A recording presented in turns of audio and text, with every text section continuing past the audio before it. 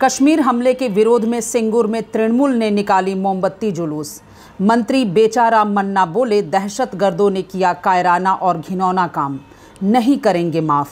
जे घटना घटेছে তা সমগ্র ভারতবাসী স্তম্ভিত এবং সবচেয়ে বড় কথা যে যাদের নিরীহ মানুষদের প্রাণ গেল এর জন্য দায়ী কে? কেন্দ্রীয় সরকার। তারা বলেছিল যে কাশ্মীরে শান্তি ফিরেছে জম্মু আর কাশ্মীর ভাগ করে। আজকে কাশ্মীর যে কাশ্মীরের জায়গাতেই রয়েছে আজকে তা প্রমাণ হয়ে গেল।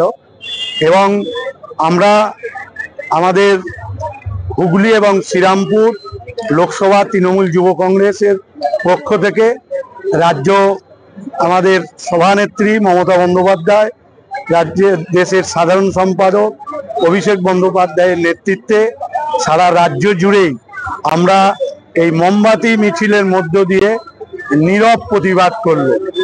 আজকে তাদের আত্মার শান্তি কামনা করছি আর সারা ভারতবাসীকে এর বিরুদ্ধে प्रतिवादे गरजे ओठार जन्य आमरा सकलकेई अनुरोध। हर खबर स्पष्टता के साथ जानने के लिए बने रहिए स्पष्टता न्यूज चैनल पर और स्पष्टता न्यूज चैनल को लाइक, कमेंट और सब्सक्राइब अवश्य करें।